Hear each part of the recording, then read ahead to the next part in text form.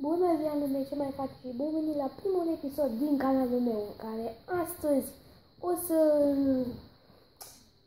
vă arăt un glitch pentru cei care vă place World of Tanks-ul și l-aveți pe Xbox sau PlayStation 4.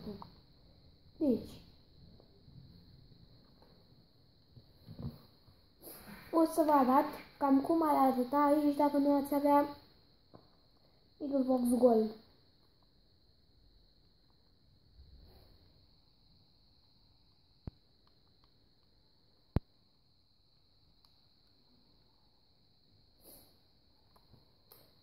Este un glitch pe care l-am observat acum 2 zile și este chiar super frumos, deși are câteva defecte.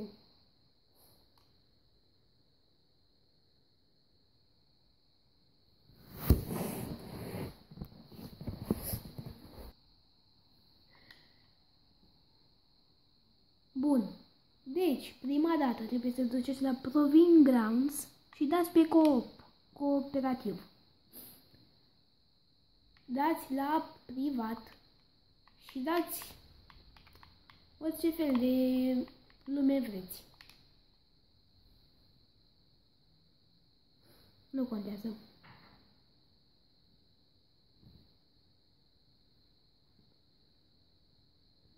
Apoi, dacă o să vedeți, lângă unde scrie Xbox Gold Live cu verde, o să vedeți că sunteți într-un pluton. Ei, apăsați pe butonul ăsta. Are 3 liniuțe pe el. Disband Platoon. Și gata. Acum vă puteți juca online. Problema este că aici nu aveți... nu merge să intrați într-un pluton. Din câte vedeți, am reușit să intru în imagine.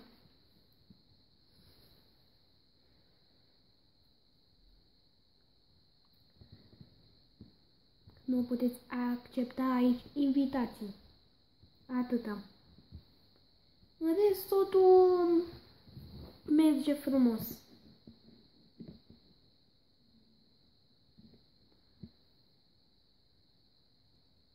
Durează cam mult. Am mai așteptat cineva atât de mult în timp ce făceam un videoclip și a apărut. Se mai pot auzi imagini de fundal. Da, cum v-am spus, se mai pot auzi imagini. Cum o să dați imagini de fundal? De obicei că sunt ultimul, apar și tancuri de 10, dar se pare că aici nu mai apar. Da. O să fac și faze amuzante, dacă ar fi așa. Cu tot ce am filmat eu până acum. N-ar fi ca să dau și o bătălie. Uite, ia uitați, când o să am din nou aur, o să-mi iau ăsta T26E4, mai iau un cromul B și poate data viitoare când o să mai iau încă un card de 50, poate că o să-mi iau și E25-ul.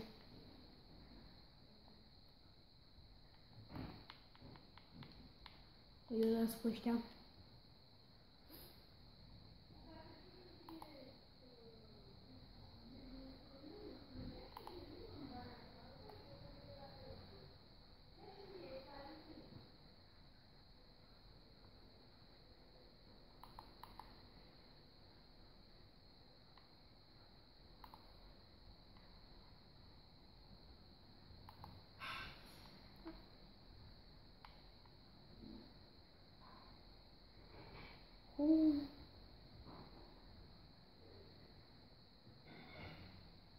Habar n-am ce fac acum, vă jur că chiar nu știu ce fac acum.